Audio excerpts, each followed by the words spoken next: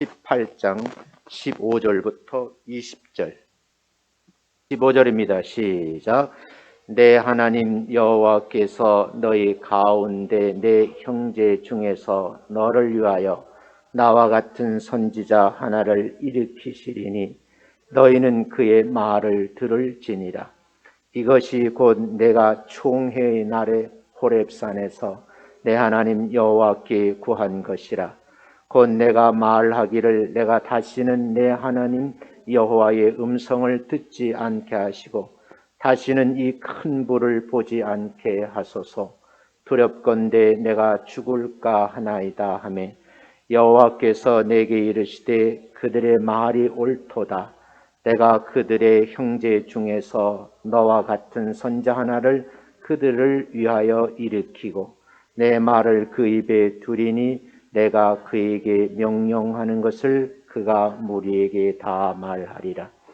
누구든지 내 이름을 전하는 내 말을 듣지 아니하는 내 벌 받을 것이요 만일 어떤 선자가 내가 전하라고 명령하지 아니한 말을 제 마음대로 내 이름으로 전하든지 다른 신들의 이름으로 말하면 그 선지자는 죽임을 당하리라 하셨느니라.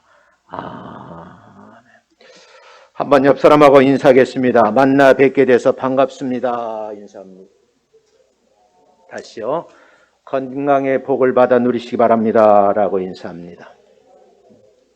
가정에서 예배 드리시는 분들도 식구들끼리 건강의 복을 받기를 원한다는 마음으로 서로 인사해 주셨으면 고맙겠습니다. 자, 오늘은요, 본문 말씀을 중심으로 해서 영원한 선지자로 오신 예수 그리스도라는 제목으로 함께 말씀을 좀 나누려고 합니다.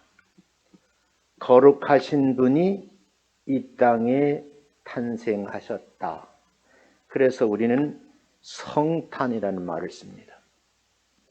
그래서 우리 교회도 어렵지만 성탄 주간이고 금요일 25일이죠. 11시에 본당에서 중계를 하겠지만 예배를 드리려고 합니다. 코로나19로 인해서 많은 사람들이 모일 수는 없지만 그래도 곳곳마다 크리스마스 트리가 반짝거리고 있는 것을 볼 수가 있습니다. 선물을 주고받기 위해서 사람들의 발걸음이 분주하게 오고 가는 시기인데 의외로 분위기는 조용하죠. 2월 달부터 시작된 이 코로나19는요, 올 한 해를 예수 믿는 사람들 손발을 묶어놓고 같은 그런 기분을 저도 느끼고 있거든요. 이 사건이 발달될 때부터 제가 새벽 기도에서 강조를 했는데 정말 우수한 두뇌를 가진 과학자들의 좀 도움을 받아서 백신이 빨리 개발되고 치료제가 개발되어서 종료되었으면 좋겠다 하는 그런 생각을 가지고 있었는데 원래는 백신이 개발돼서 사람에게 주사를 놓을 때까지는 10년 정도 걸린다고 그래요. 근데 1년 만에 개발이 거의 완료돼서 지금 현재 미국 같은 나라에서는 실제 주사를 놓고 있어요. 아마 우리나라에도 빠른 시간 안에 도입이 되지 않을까 그런 생각하면서 이 위기를 잘 극복해내시기를 주의 이름으로 축원합니다. 예수 믿지 않는 사람들에게는요, 성탄이라는 것이 그저 즐기는 공휴일이라고 생각하죠. 예수님을 믿는 사람들에게는 어쩌면 하나님의 사랑으로 예수님을 믿었기 때문에 구원받아 누린 은총을 기념하는 그런 주간이기도 합니다. 우리가 성탄절 기간을 보람있고 의미있게 보내야 할 줄로 믿습니다. 왜냐하면 하나님의 크신 사랑을 체험을 하고 구원의 기쁨을 누릴 수 있기 때문입니다. 교회 역사를 보면요, 오순절 마가의 다락방에서 기도하는 무리들을 중심으로 해서 초대교회가 창립되었다 그러거든요. 그 이후부터 모든 교회는 설립이라는 말을 써요. 그러니까 교회 창립은 최초의 교회를 말하는 것이고 그 다음부터 이 땅에 세워진 지교회들을 다 설립한다. 그래서 설립 예배를 드린다. 그런 표현을 쓰거든요. 근데 이걸 혼동하는 목사님들도 계시더라고. 지나가다 보니까 무슨 교회 창립 그렇게 하는데 조금 가르쳐 주고 싶은 마음이 좀 있더라고요. 자, 이렇게 교회가 세워진 후에 300년이 흘렀어요. 그 300년 기간 동안에는 성탄절이라는 축제가 교회 역사에 없습니다. 왜 그랬는가? 학자들의 분석에 하면 세 가지라고 그래요.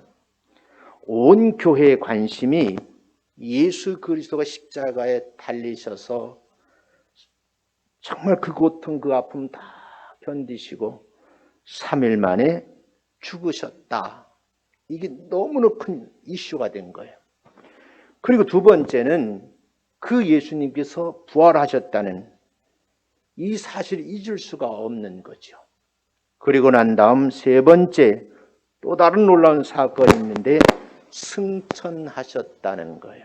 이런 사건들이 이어나는 거죠.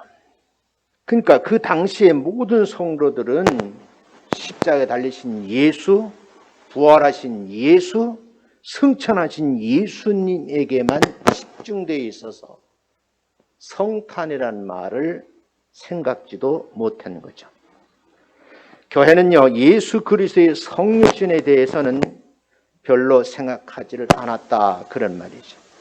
그러다가 시간이 지나면서 기독교 지도자들 가운데 주님의 인성에 대해서 조금 생각하게 됐어요. 그래서 우리가 기본적으로 하실 그 예수님은 신성과 인성을 동시에 가지고 계신 분이다 그런 표현을 쓰잖아요. 이때 지도자들이 예수님의 인성에 대해서 관심을 가지게 되었어요. 그때로부터 교회도 성육신하신 예수 그리스도의 놀라운 은총에 대해서 거기에 심오한 뜻과 의미가 있을 것이다 하고 관심이 집중되기 시작했어요. 특별히 동방의 기독교인들은요, 사람의 몸으로 오신 하나님의 불가사의한 사건에 대해서 많은 고뇌를 하게 됐어요. 교회 역사는 동방 종교와 서방 종교가 있거든요. 동방의 기독교인들이 많은 관심을 가지게 됐어요. 이 결과 역사적인 예수 그리스도에 대해서 관심이 깊어지면서 교회는 성탄절에 대한 이제 관심을 갖게 되었고 그 절기 예배를 드리기 시작하면서 예수님이 이 땅에 오신 것에 대해서 얼마나 기쁜 일인지 감사한 일인지 그 경이로움을 축하하기 시작을 하게 되었습니다.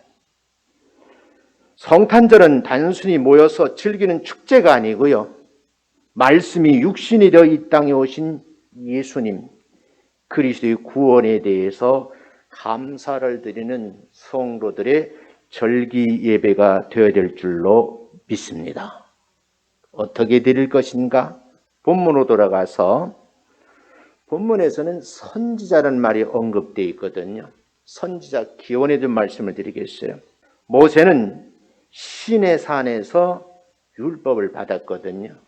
어떤 분이 자꾸 혼동해 하셔요. 시내산은 뭐고 호렙산은 뭔가. 제가 지리적인 표현을 쓰면 전체 큰 산 이름이 뭐예요? 시내산이에요. 그 꼭대기 있는 산을 호렙산이라고 그러는 거예요. 혼동하지 않았으면 좋겠어요.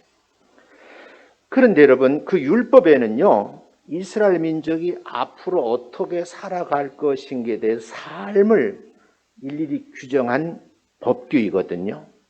모세는 이스라엘 민족을 광야에서 40년 동안 이끌어가면서 매일 순간순간마다 말씀을 선포했어요. 모세가 수행한 선제 역할이 거의 끝나가게 되죠.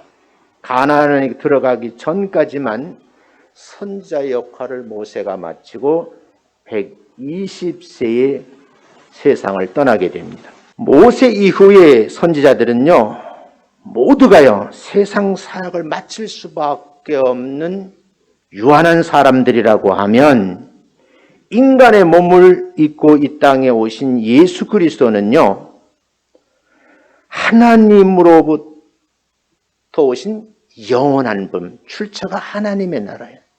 그래서 그분을 영원성을 얘기를 합니다. 따라합니다. 예수님은 영원한 선지자로 탄생하셨습니다. 예수님은 영원한 선지자로 탄생하신 거예요. 그런 의미에서 하나님의 아들이신 예수님께서 탄생하신 날 새벽에 허다한 천군과 천사들을 보내셔서 그 탄생하심을 어떻게 해요? 찬양을 드렸다. 그래서 성탄절 예배가 찬양 예배를 그래서 드리는 거예요. 성경에 근거해서. 어떻게 찬양을 했는가? 누가복음 2장 14절에 이렇게 기록을 하고 있어요. 같이 한번 읽어봅니다. 시작. 지극히 높은 곳에서는 하나님께 영광이요, 땅에서는 하나님이 기뻐하시는 사람들 중에 평화로다. 아멘. 천사들의 찬송에는요, 예수님의 나심에 대한 의미가 그대로 잘 나타나 있어요. 예수님께서는 원래 하나님이시잖아요. 그래서 우리가 어떻게 했어요? 성부 하나님, 성자 하나님, 성령 하나님이시죠. 하나님의 인간 구원력 오면 섭리는 아들이신 예수 그리스도를 인간의 몸을 입히셔서 이 땅에 보내셨다. 성부편에서는 그렇고 성자편에서 보면 하늘 보좌를 버리시고 낮고 천한 이 세상에 인간의 몸을 입고 이 땅에 오셨다는 거예요. 사람들이 이해를 할 수 있는 방법, 그게 뭐예요? 여인의 몸을 빌린 거죠. 이 부분을 여러분이 잘못 해석하면 큰 우를 범할 수가 있어요. 그 말씀은 예수님은 사람의 몸을 입기까지 지극히 자신을 낮추셨다. 그래서 이걸 비하의 신분이라 그래요. 예수를 잘 믿는 사람들, 진짜 예수쟁이들은 복음을 받고 구원받은 성도가 이 땅에 할 일이 뭐냐? 세상에서 버림받은 사람들,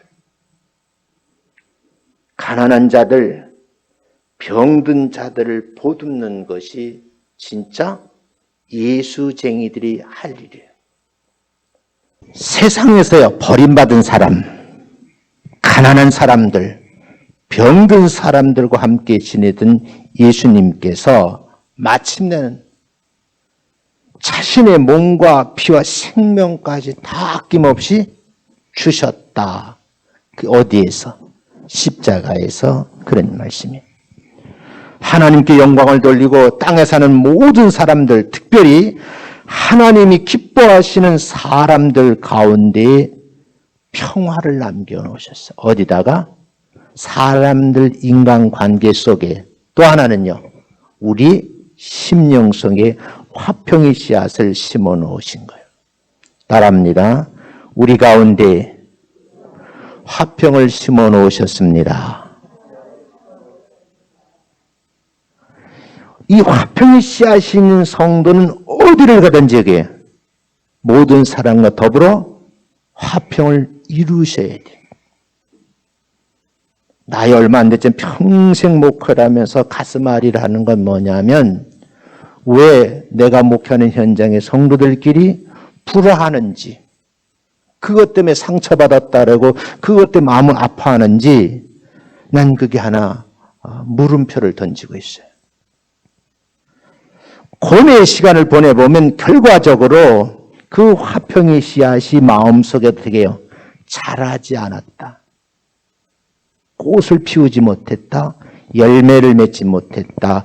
그런 말로 귀결이 되면서 목사에게도 너는 지금 화평의 사람인가? 라고 묻는 거예요. 여러분들 깊이 생각해 보시죠. 그래서 예수 그리스도가 이 땅에 태어나는 것을 뭐예요? 위대한 탄생이라는 거예요. 따라합니다. 예수님의 탄생은 위대한 탄생입니다.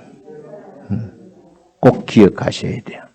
자, 그럼 본문으로 들어가서 보면 하나님께서 모세란 선자를 한 분을 세우시더라. 그 얘기거든요. 자, 성경 한번 읽어봅니다. 시작. 내 하나님 여호와께서 너희 가운데 내 형제 중에서 너를 위하여 나와 같은 선지자 하나를 일으키리니 너희는 그의 말을 들을지니라. 하나님이 형제들 가운데 한 사람을 탁 집어서 선지자로 세웠는데 그 세움받은 선지자의 말을 어떻게 해요? 들으라. 그렇게 돼 있어요. 모세가 선지자 사역을 마칠 때에 하나님께서 모세에게 이스라엘 백성들 가운데에서 자신과 같은 선지자 하나를 세우라고 말씀을 한 거예요. 선지자의 사역이 모세로 맞춰지지 않고 계속 이어져 간다. 그런 말이죠. 어쩌면 교회에서도 1대 목사가 있으면 그 다음 이런 2대 목사가 있는 것처럼 이 선지자 역할을 감당한다. 그런 말이죠. 성경에 나오는 선지자는요, 모세로부터 시작해서 구약 성경 마칠 때까지 40명의 선지자들이 있어요. 이들은 모두 다 인간의 몸을 입은 사람들이기 때문에 시대에 따라 사역을 일정 기간 하다가 세상을 떠나게 되죠. 그런데 문제는요, 예수님이신데 비록 육신의 몸을 입고 이 땅에 탄생을 하셨지만 십자가에 죽은 후에 부활하셔서 영원한 선지자가 되셨다는 거예요. 그러니까 앞에 말한 선지자 40명은 다 유한한 인생을 살다가 자기 사역을 마치고 가셨는데 예수님은요, 이 땅에 오시는 순간부터 저 하나님의 나라에 들어가서 지금 하나님 보좌 우편에 계시면서도 뭐라고 계신다? 선지자 역할을 하고 계신다. 그런 의미예요. 교회를 걸어보면요, 예수님을 배우는 날을 기념하는 것을 성탄절이라 그러거든요. 아침에 문자를 받았어요. 합동치의 큰 어르신인데 정말 가슴 아프다는 거예요. 100번 노력을 했대요. 왜요? 성탄절 예배를 드리지 않을 수가 없잖아요. 나라에서 자꾸 통제를 하니까 여러 통로를 통해서 어떻게 하든지 예배를 드릴 수밖에 없는 상황을 만들어가려고 100번 노력을 했는데 여기저기서 터지기 시작하는 거예요. 어떤 교회는 이런 시국에 장시간 동안 또 부흥회를 했다고 그렇게 또 언론에 보도가 되잖아요. 저희 교회 같은 경우는 그래도 국가에서 지키라는 걸 다 지켜가잖아요. 여러분 예배 끝날 때까지 요 안에 20명은 마스크 벗으면 안 돼. 안 되는 거예요. 이게 법 위반이에요. 법을 지키면서도 최대한 예배 드릴 수 있도록 서로 지금 협상을 하고 있는 거예요. 요즘은 교회 발이라 그러지 않고 종교시설 발이라 그러거든요. 왜냐하면 성당에서도 그런 일이 벌어지고 또 어디에서도 절에서도 벌어지고 막 그러니까. 여러분, 우리가 한번 생각을 해봐야 돼요. 근데 예수님 배우는 날을 기념하는 성탄절인데 그날이 이번 주 금요일 11시에서 본당에서 우리 허 목사님의 집례로 예배를 드린다. 그래서 설교 겸 광고를 제가 하는 거예요. 성경 한 군데 봅니다. 16절, 17절 같이 읽습니다. 시작. 이것 곧 내 총회의 날에 호렙산에서 내 하나님 여호와께 구한 것이라. 곧 내가 말하기를 내가 다시는 내 하나님 여호와의 음성을 듣지 않게 하시고 다시는 이 큰 불을 보지 않게 하소서. 두렵건대 내가 죽을까 하나이다 하매 여호와께서 내게 이르시되 그들의 말이 옳도다. 무슨 말인가 하면 모세가 선지자 하나를 세우는 일은 이스라엘 백성들에게 총회 전부 다 모여라. 총회가 열린 거예요. 이 총회가 열린 곳에서 하나님께서 명령을 하신 거예요. 이 성경편을 그대로 빌리면 총회가 열린 장소가 어디냐? 그게 호렙산이라는 거예요. 호렙산 근처에 이스라엘 백성이 다 모인 거예요. 좀 큰 의미로 말하면 신의 산이라는 거죠. 호렙산은 모세가 혼자 산 꼭대기에서 하나님께 부르심을 받은 장소에, 그 부르심 장소 밑에 이스라엘 백성이 다 모인 거죠. 호렙산에서 모세 개인이, 신의 산에서는 이스라엘 전체 백성이 하나님을 배우는 날이, 그게 총회 날이에요. 이해되시나요? 모세는 어디에 있어요? 호렙산 꼭대기에 있고 그 밑에는 뭐예요? 백성들이 쭉 이제 그 장소에 다 모인 거죠. 어쩌면 성탄절도 온 성도들이 그렇게 지켜야 할 절기라는 말씀을 드리고 싶어요. 성탄절은 혼자 즐기는 절기가 아니고요. 모든 교회 공동체가 함께 참여해서 아기 예수님의 오심을 기뻐하고 찬송하는 절기라는 거죠. 예수님께 탄생하실 때 우리가 그 기록을 보면요. 누가복음 2장 8절부터 12절까지 보면요. 양을 치는 목자들이 다 찾아와서 그 탄생하심을 축하하는 모습을 볼 수가 있어요. 누가복음 2장 14절에 이렇게 되어 있거든요. 아기 예수님께 탄생하실 때 호련히 수많은 천군들이 찾아 내려와서 천사들과 함께 소리가 났는데 지극히 높은 곳에서는 하나님께 영광이요, 땅에서는 하나님이 기뻐하신 사람들 중에 평화로다. 이 말씀을 남겨놨어요. 이 말은 무슨 말씀이겠어요? 거기에 모든 무리들이 아기 예수의 탄생 어떻게 해요? 기뻐하며 찬송을 드렸다. 그런 말이거든요. 오늘 본문 16절 한번 다시 읽겠어요. 읽어봅니다. 시작. 내가 다시는 내 하나님 여호와의 음성을 듣지 않게 하시고 다시는 이 큰 불을 보지 않게 하소서. 두렵건대 내가 죽을까 하나이다. 이 하나님의 음성을 듣고 하나님의 나라를 경험한다는 것이 이게 목숨하고 바꿀 일이에요. 그만큼 경이로운 일이죠. 모세가 왜 하나님의 음성을 듣는 것이 죽을 것 같은 두려움으로 느껴졌을까?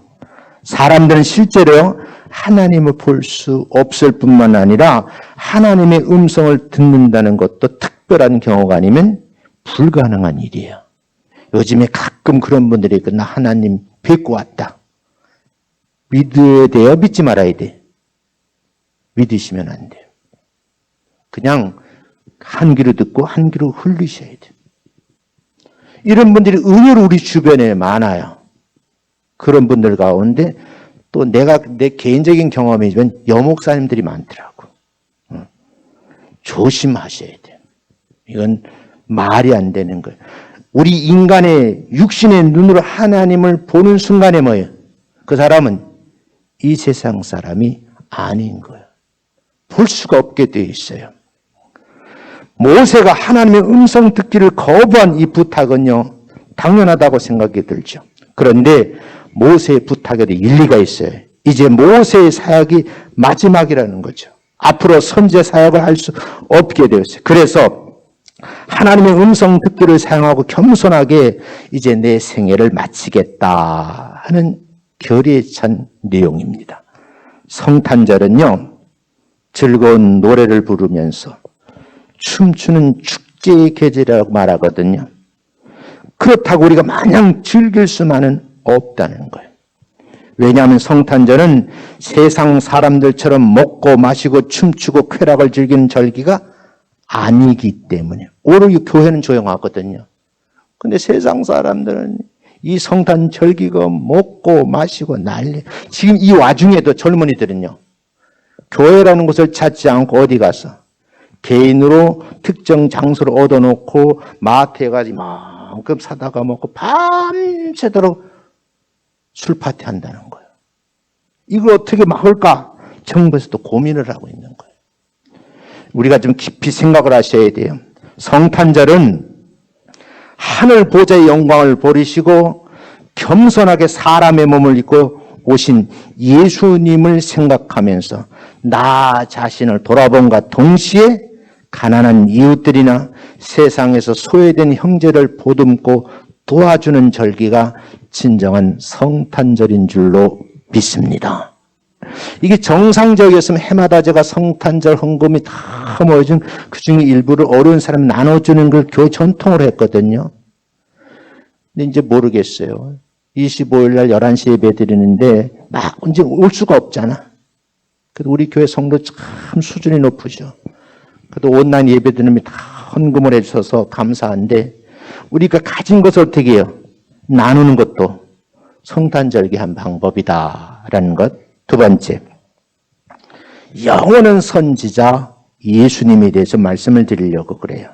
그 말씀이 이제 한번 읽어보고 설명할게요. 17절부터 18절까지 시작. 여호와께서 내게 이르시되 그들의 말이 옳도다. 내가 그들 형제 중에서 너와 같은 선자 하나를 그들을 위하여 일으키고 내 말을 그 입에 두리니 내가 그에게 명령하는 것을 그가 무리에게 다 말하리라. 이 말씀은요, 호렙산에서 하나님의 영광과 거룩함을 눈으로 보고서 이스라엘 백성들이 하나님이 참으로 두려우신 분이구나 하는 걸 깨닫게 된 거예요. 하나님 보좌 앞에 나갈 수가 없어서 우리가 가면 죽으니까 중보 선자를 요청한 그런 마음으로 하나님께 나아갔다는 그런 내용의 말씀이에요. 우리도 죄인이기 때문에 감히 하나님 앞에 갈 수가 없잖아요. 우리에게도 하나님께 나아갈 수 있는 중보자가 필요하다는 거예요. 이때부터 중보자라는 말이 나오기 시작한 거예요. 결과적으로 그 끊임없는 기도가 이제는 기원 전과 기원 후로 세계를 바꾸게 된 거예요. 그분이 언제요? 이 땅에 초립하신 거예요. 그걸 성탄절이라고 그러거든요. 예수 그리스도께서 이 땅에 오신 겁니다. 한번 따라하겠습니다. 예수님은 우리의 중보자가 되십니다. 하나님과 나 사이에 죄악의 담이 가로막혀서 볼 수가 없어요. 그분께 대신 아뢰달라고 우리의 기도 내용을 이루어달라고 하실 그분 중보자가 필요하셨다. 그 얘기를 지금 하고 있는 거예요. 우리의 영원한 선지자이신 예수님의 말씀을 한번 들어볼 필요가 있어요. 구약 성경이 이렇게 표현합니다. 18절 시작. 내 말을 그 입에 두리니 내가 그에게 명령하는 것을 그가 무리에게 다 말하리라. 선지자는 하나님의 나라의 그 하나님 아버지가 하신 말씀을 다 이 땅에 사람의 말로 알아듣게 하기 위해서 이 땅에 오신 예수님께서 모인 모든 무리들에게 선포하는 거예요. 그래서 엄밀히 말하면 설교는요, 선포예요. 선포. 일방적인 선포라고. 우린 자꾸 해석을 붙이는데 해석을 붙이는 것도 필요하겠지만 일방적인 선포라고요. 이 말씀은 선지의 정체성 또는 선지의 참된 역할이 무엇인지를 보여주는 말씀인데 선지자는 반드시 하나님께 받은 말씀을 백성들에게 하나도 빼놓지 않고 더하지도 않고 그대로 전하는 것이 그의 사명입니다. 선지자는요, 하나님의 대사, 다른 말로 하면 동시에 중재자라는 말을 창세기 20장 7절에 말하고 있어요. 아모스 선지자도 이렇게 말해요. 선지자는 하나님의 마음을 느낄 수 있도록 깨닫게 할 수 있도록 진솔하게 전해야 된다. 아모스는 이렇게 설명을 하고 있어요.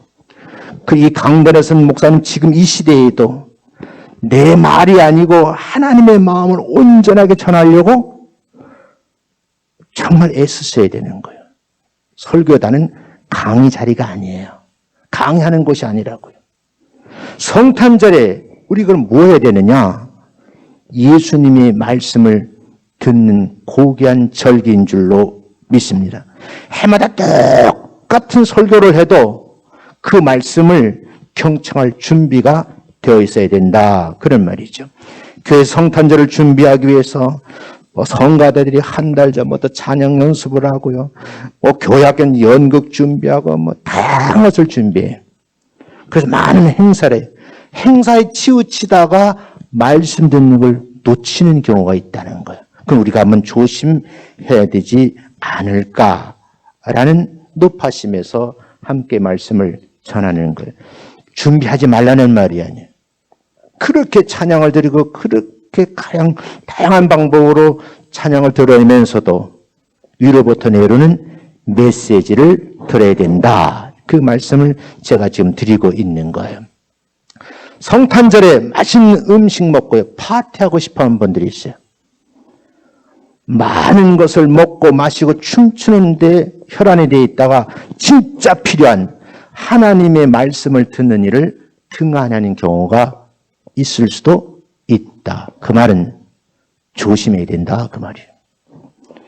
어쩌면요, 장로님 기도 속에 나왔지만 우리가 너무 이론적이 치우쳐서 예배를 드리니까 깨닫게 하시려고 지금 이런 과정을 통과하게 하신 건 아닐까? 저는 이렇게 생각해요. 코로나19라는 바이러스 이 문제가 온 세상을 시끄럽게 그 뒤에 숨어있는 하나님의 섭리, 메시지를 우리가 한번 발견해야 되지 않을까? 그런 깊은 고민을 합니다. 자신을 진정으로 사랑한다면 무엇보다도 하나님의 말씀을 듣는 훈련으로부터 시작해서 경청하는 마음을 가지셔야 된다는 거죠.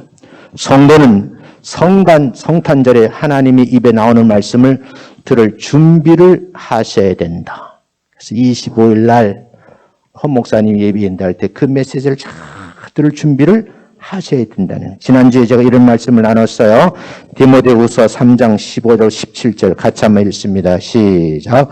성경은 능히 너로 하여금 그리스도 예수 안에 있는 믿음으로 말미암아, 분명히 이렇게 말씀드렸죠. 그리스도 예수 안에 있는 믿음으로 말미암아 구원에 이르는 지혜가 있게 하느니라.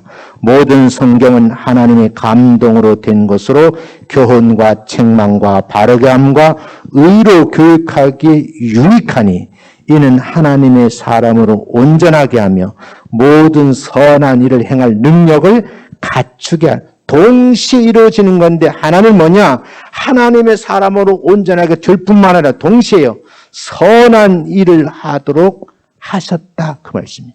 그래서 예수 믿는 사람들은 이 성탄절 예배를 즐기는 것에 매몰이 빠져지면 안 되고 동시에 뭐예요? 선한 일을 하셔야 된다.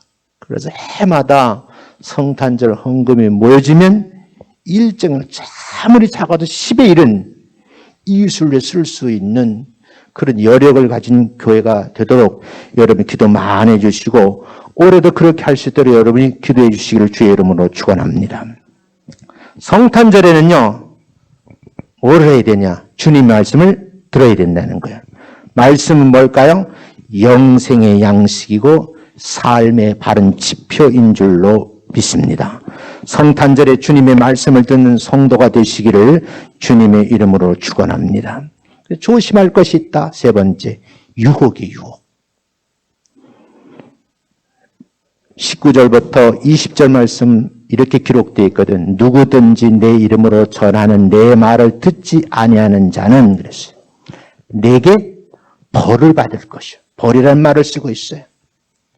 만일 어떤 선지자가 내게 전하라고 명령하지 않은 말을 제 마음대로 내 이름으로 전하든지 다른 신들의 이름을 빌려서 말을 하게 되면 어떻게 되느냐? 그 선지자는 어떻게 해요? 죽임을 당한다는 거야.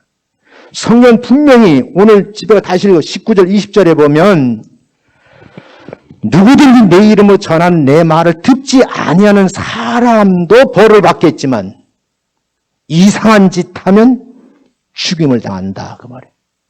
이 말씀을 읽으면서 저는 섬찟한 생각이 들더라고요. 내가 목사인데 정말 벌 받을 짓을 하지 않았을까? 죽임을 당할 그런 일들을 하지 않았을까? 정말 조심해야 된다는 거예요. 선지자가 예언한 하나님의 이름으로 전한 말씀은 그래서 뭐예요? 권위가 있는 거예요. 죽음을 담보로 하고 여러분 목숨을 걸고 전하는 것이 이게 선지자의 사역입니다. 선지자는 하나님께 받은 계시를 하나도 빼놓지 않고 그대로 백성들에게 전하는 거예요. 그러므로 선지자 예언을 믿지 않거나 거부하는 행위는 하나님께 불순종하는 현상이다. 그 행동이라는 거죠. 오늘날도 목회하는 자가 전하는 말씀을 듣지 않고 이상한 사람들을 쫓아다니면서 말씀 듣는 분들이 있어요. 근데 재미있는 것은 제가 평생 목회하면서 저같이 이런 식의 순수한 목회를 하면 성도들이 안 모이고 이상한 짓 하면 성도들이 모여 안 모여? 모이더라는 거예요. 그래서 한때는요, 그걸 배우러 다니는 목사님들이 계셨어. 이상한 짓 목사님이 하는 거 배우러 다니는 분들이 있었다니까. 그래서 툭툭 막 쓰러지고 막 이러는 현상. 부흥회 가면 봤어요, 안 봤어요? 보셨을 거예요. 기독교의 순수성, 이걸 지키려고 노력을 하셔야 되는데 사람만 끌어모으려고 했다는 거죠. 그래서 오늘 우리가 이 말씀 속에서 보면 내가 전하라고 명령하지 아니한 말, 하나님이 하신 말씀만 전해야 되는데, 들은 말씀, 본 말씀만 전해야 되는데 진짜 선지 이외에 거짓 선지자가 있다. 거짓 선지자의 예언을 들으면 된다, 안 된다? 안 된다. 그 말씀을 하고 있는 거예요. 실제로요, 이스라엘 백성들에게 수많은 거짓 선지자들이 나타났어요. 이 선지의 특징이 뭐냐? 잘 믿는 사람 미혹하는 거예요. 끌고 들어가는 거예요. 지금 오늘날로 보면 뭘까요? 이 동네 창궐했던 박태선이 전도관 같은데, 요즘은요, 신천지 같은 집단을 말하는 거예요. 하나님이 구속됐어요. 누가 구속됐어요? 신천지 안에 구속됐다고. 너무너무 아프다고 병원 보내달라고 그러고 석방시켜달라고 탄원서 내고 그러더라고. 하나님이 어떻게 그래? 명령하면 부추도 안 무너지는 거지. 말도 안 되는 그런 일들이 벌어지고 있는데 아직도 수십만이 추종을 해. 안타까운 일 아니겠어요? 모세가 하나님의 이름으로 전하지 않고 이방신들의 이름으로 전하는 거짓 선지자들이 나타난다고 예언을 했어요. 그 후에 수많은 거짓 선지자들이 나타나서 이스라엘 백성들이 하나님을 떠나게 만드는 거예요. 성탄절에 세상의 풍속을 따르는 행위는요, 거짓 선지자의 말에 순종하는 것과 다르지 않다. 이런 표현을 쓰겠어요. 성탄절이 되면 서울 강남 사거리에 젊은이들이 꽉 차가지고 움직이지 못해요. 홍대 입구는 말도 못해요. 보세요. 이렇게 지금 하루에 1000명씩 감염이 된 이 사태에도 25일 밤 뉴스 보세요. 하지 말래도 이태원 거리에, 홍대 거리에, 강남 거리에 젊은이들이 무리를 이룰 겁니다. 안타까운 일이죠. 젊은이들은 비록 그리스도인이라고 한 번이라도 가보고 싶은 그런 유혹이 온다고 하면 아예 오늘 말씀을 드리는 마음을 접으시기 바라요. 우리 교회 젊은이들 특별히 생각하셔야 돼요. 수많은 친구들과 어울려서 파티를 하고 싶은 그런 유혹도 물리치셔야 돼요.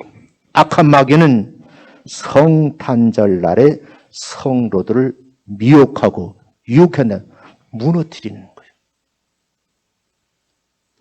제가 원고에 적어놨다가 지엄마린 자가 생각나네요. 근데 고민을 했어요. 성탄절 그날에 약국문이 열렸는데 수많은 젊은이들이 찾아와. 그 약사가 한 말이 있어요. 특정 약이 많이 팔린다는 거예요. 이게 너무너무 가슴 아픈 일이에요. 원치는 아이들이 그날 밤에 생긴다는 거예요. 하나님의 어린 양이신 예수님께서 인간을 구원하기 위해서 이 땅에 아기 예수로 오신 그날인데, 그날에 세상 사람들은 그런 일들을 하더라, 그런 말이죠. 그래, 여러분 들뜨지 말고 차분하게 마음을 보듬고 예수님이 이 땅에 오신 바른 뜻을 이해하고 하나님의 어린 양이신 주님 예수 그리스도를 성도 여러분의 심령에 화평의 왕으로 오셨기에 그분 모시고 가정의 평안을 위해서, 교회 사명을 위해서 기도하고 예배드리고 헌신하시는 여러분 되시기를 주의 이름으로 축원합니다. 예수님께 이 땅에 탄생하신 날을 축하하는 날이 무슨 날? 성탄절. 성탄절은 무슨 날인가? 사랑하는 연인과 친구에게 선물 주는 날이 아니에요. 저는 평생 이 말을 하거든요. 우리 아이들에게. 어렸을 때 몰랐을 때요. 아빠, 나 생일인데 선물 없어? 내가 툭 던지는 말이에요. 네가 선물 받을 날이 아니고 네 어머니에게 선물해줘라 그랬어요. 맨 처음 이해를 못 하더라고요. 그날 너를 낳느라고 얼마나 고생했는지 아니. 너는 기쁨의 순간에 매몰되지 말고 나를 낳고 산고로 네 어머니를 생각하면 엄마에게 선물 갖다 줘. 내 그런 말이에요. 저 말이 틀렸어요? 난 그렇게 생각해. 나이 많이 드신 분들 노모들 계시잖아요. 그 어르신들의 생일날에 나를 낳기 위해서 얼마나 애썼을까. 그런 애틋한 마음이 있잖아요. 젊은이도 그런 마음을 품으셔야 된다는 거죠. 성탄절은 우리가 하나님에게 아주 귀중한 선물을 받은 날이에요. 독생 성자 예수 그리스도를 우리에게 선물로 준다. 무슨 선물을 더 기대하겠어요? 우리의 죄를 위해서 하나밖에 없는 외아들을 주셨다. 이 외아들은 말을 지금 번역을 잘못 바꾸려고 그러는데 하나님의 아들이 없어 하나밖에 없다 그런 뜻이 아니에요. 예수님은 독특하고 특별한 방법으로 이 땅에 오신 분이신 줄로 믿습니다. 주님은요, 자신의 생명, 보배로운 피를 우리에게 선물로 주셨어요. 어려움 당하는 사람들, 환우를 기도할 때마다 꼭 그런 기도하잖아요. 하나님 예수의 보혈의 피가 이분의 머리끝부터 발끝까지 흐르게 하옵소서. 이 기도를 듣고 아멘 하는 자는 그 병에 여러분 고침받고 나음받게 될 줄로 믿습니다. 따라서 여러분 성탄절에 예수님께 무엇인가를 드려야 되잖아요. 뭘 드릴까? 세상의 피보다 친한 것은 없어요. 피를 나눈다는 것은 생명을 나눈다는 뜻이거든요. 우리는 이미 예수님과 생명을 나눈 그런 관계다. 저 어제 고민을 많이 했어요. 교단 서서울 노회에 어느 목사님 사모님이 지금 사경을 헤맨다는 거예요. 근데 병원에 피가 없대요. 수혈을 못한다는 거예요. 하필이면 그 끝에 O형이면 더 좋다는 거예요. 내가 무슨 형이야? 고민되더라고요. 정말 내가 시간이 있었으면 여유만 있었으면 쫓아가서 수혈을 해드리고 싶은 심이에요. 지방이라서 내가 못했어요. 지방 목사님들이 하겠죠. 만약에 그 자리에 내가 참여했다고 하면 나는 예수의 이름으로 그분에게 큰 선물을 한 사람이라는 거지. 이게 진짜 예수쟁이 모습이 아닐까라는 생각이 들더라고요. 사랑하는 성도 여러분, 성탄절 금요일 예배를 잘 준비하시는 여러분 되시기를 주의 이름으로 축원합니다. 우리가 정성을 다해서 주님의 오심을 선제로 오셨기에 우리 금을 마음속에 잘 모시고 은혜 받고 가난한 이웃을 위해서, 버림받은 사람들을 위해서, 몸과 마음이 병든 사람을 위해서, 소외되고 외로운 사람들에게 뜨거운 사랑과 관심을 보여주신 그런 특별한 기간이 성탄절이다. 그래. 페이스북에 친구 한 분 계세요. 사모님이신데 글을 남겨놨더라고요. 오늘은 자기 남편 목사님하고 병원 신방을 간다는 거예요. 병원 신방할 때 아주 정성껏 준비해가지고 예쁜 글씨를 써가지고 그 사진을 찍어 올렸더라고요.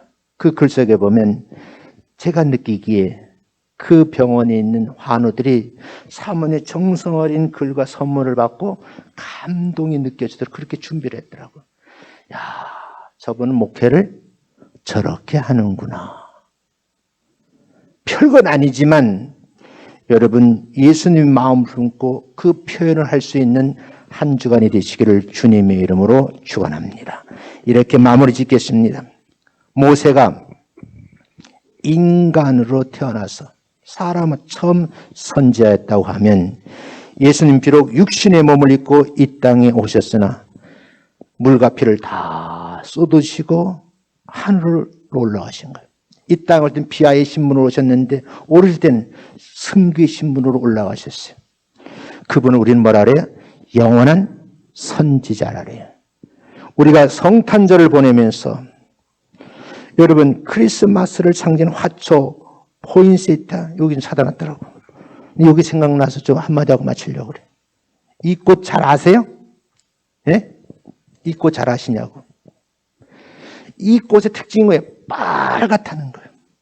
유난히 붉어서 성탄절 이렇게 여러분 갖다 놓는 거예요. 알고 갖다 놓으셨는지 모르고 갖다 놓으셨는지 모르지만 보혈을 상징하는 거예요. 그런데 이 화초는요, 아주 춥고 캄캄한 곳에서 특유의 붉은 꽃을 사람들에게 보여주는 꽃이에요. 빛이 완전히 차단되고 냉기가 감는 공간에서 남모르게 피우면서 자기 자태를 자랑하는 거예요. 이걸 뭐예요? 교회 안에 제일 어울리는 꽃이에요. 이 햇빛을 보면 점이 얼룩점이 생기면서 이 꽃의 아름다움이 사라져버려요. 그것도 모르고 이 꽃이 이런 데 음침이 있다고 또 끌어내 햇빛에 갖다 놓으면 다음 주에는 곰보가 돼버려. 곰보가 뭔지 모르시나? 포인세트의 파란 잎사귀가요, 어둠과 추위를 견뎌내고 꽃을 피워내는 모습은 감동적이잖아요. 만약에 포인세티아가 있는 곳에 빛이 들어오게 되면 붉은 꽃에 뭐가 생긴다고요? 얼룩이 생긴다고. 심지어 비상구의 약한 불빛도요, 아름다운 꽃을 피우는데 방해가 돼. 비상등 앞에도 놓지 말라는 거예요. 캄캄한 곳에 두어야지만 빨간 모습의 자태를 드러내는 거죠. 포인세티아가 가장 아름다운 꽃을 피우기 위해서는 철저한 고립과 어둠의 세월이 필요한 것처럼 영원한 선지 예수님도 그렇게 평생을 살으셨다는 거예요. 어쩌면 우리 예수님이 너무 화려한 삶을 살려고 몸부림치는 것은 아닐까요? 영원한 선지자 예수님의 보혈로 죄를 용서받은 이 성탄절을 맞이하면서 여러분 자신 한번 돌아보라는 거예요. 사랑의 피로 여러분이 감동을 주면 그때 그 사람이 아름다운 표현을 해요. 당신 때문에 내가 이 땅에 존재하는 것 같아요. 그 말이에요. 목사님, 나는 교회를 평생 다녔는데 내가 예수님 때문에 이 땅에 더 살다 가렵니다. 뭐 하려고? 그럼 그 다음 말을 할 수가 있어야 돼요. 하나님의 어린 양으로 오신 성탄절에 피보다 붉은 사랑의 꽃을 피우셔서 복되고 아름다운 성탄절을 맞이하는 성도님들 되시기를 주님의 이름으로 축원합니다.